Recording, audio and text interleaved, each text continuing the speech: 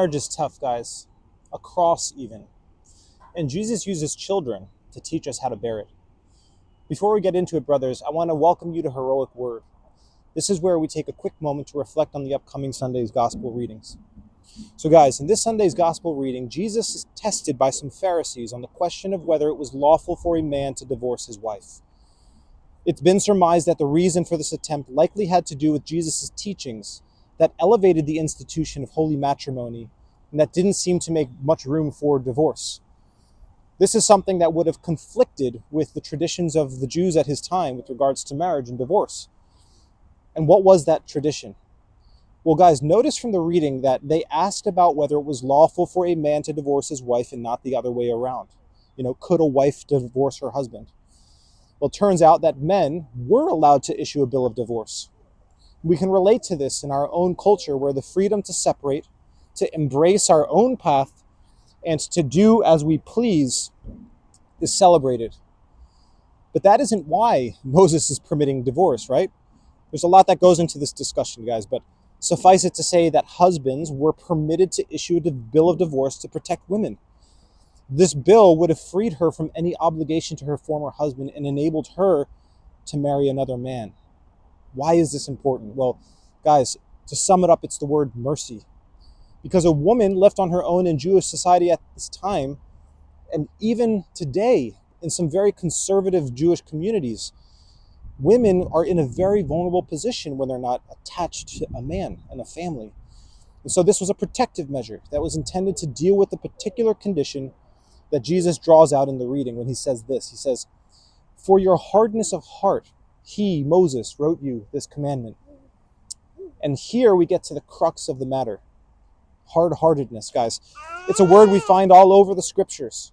It describes Pharaoh when he wouldn't let the Israelites go. It's a word that often is used to describe stiff-necked Israel.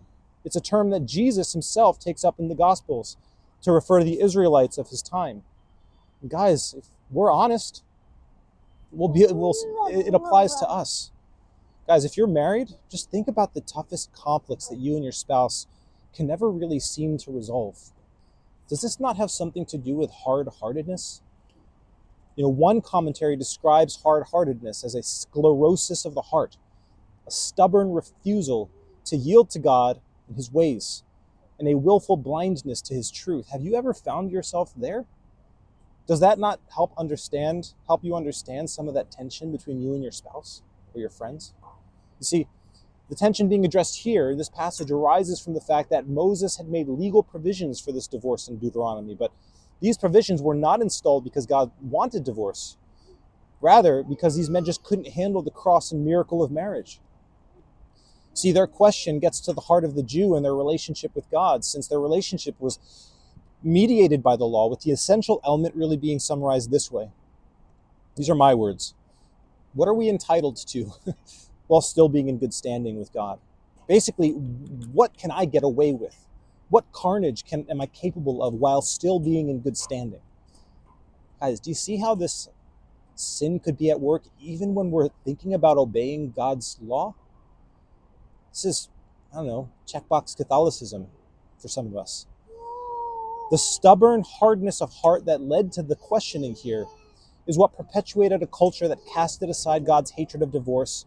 And rather than bless it, in our reading this Sunday, our Lord emphasizes God's creative intent in marriage. Because in God's creation, marriage entails the two becoming an indissoluble one. It's a miracle. The language of leaving and cleaving signals an uproot and a shift away from the family of origin and the self towards union with another person, your wife, being the organizing principle. And to be sure, guys, it's a difficult reality to uphold, especially when you're dealing with two sinners. But Jesus shows us how. And how is that, guys? Well, again, it's children. You see, the people were bringing the children to Jesus in our reading for blessings. And the passage tells us that the disciples rebuked these people for doing it, at which point Jesus then becomes indignant with them and uses the child, yet again, to teach us about Christian humility in the kingdom. He says this, "Let the children come to me. Do not hinder them, for to such belongs the kingdom of God. Truly I say to you, Whoever does not receive the kingdom of God like a child shall not enter it. And he took them in his arms and blessed them, saying, or laying his hands upon them. So, brothers, let's tie these together. You got the Pharisees here questioning Jesus on a legal provision that enabled men basically to desert their wives. And then you got the hardness and stubbornness of their sinful hearts that was putting women in Jewish society into a very vulnerable position, not to mention the children in their care. I mean, in Roman society at this time, children weren't even considered persons. Are you beginning to see what Jesus is getting at here, guys? Jesus is getting at the fact that the sinfulness and hardness of man's heart prevents him from caring for the most vulnerable in society, and that ground zero for this brokenness can be found in the home. So I ask you, brothers, what does it take for a man's heart to turn towards his wife and children? What does it take for a man to pick up and carry that cross? Well, it takes nothing less than the kingdom, guys. It takes Jesus.